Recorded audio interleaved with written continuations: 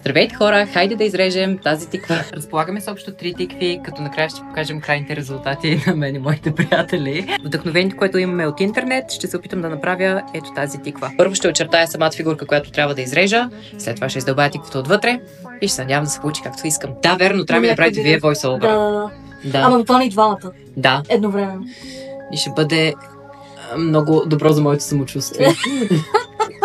Ето хора, не знам какво се вижда. Нарисувано е вече бухалчето и луничката, както и отгоре, където ще бъде отрязан капака на тиквата, за да може да се издълбая вътре с лъжица. Така че започвам да режа по нарисуваните контури. Ето първата част, сте готови вече. Съм изкарал капака, тук що едва. И сега всичко това отвътре трябва да се изтърже. Окей, тя може директно от кухнята на Иван Звездев дълбая тиквата. В момента изглежда ето така отвътре. Тук имаме един чувал, който е с всичките вътрешности, понеже и тримата сме потънали в тикви.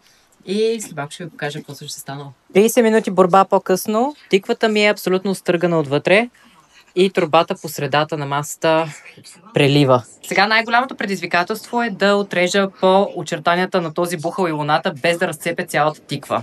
Така че стискайте палци. Също така получавам някакви намеци тук на масата, че това не приличало на бухал, приличало на котка. Приближаваме се все повече до крайната цел. Ето вече махам самите тикви. Ето хора, това са завършените резултати.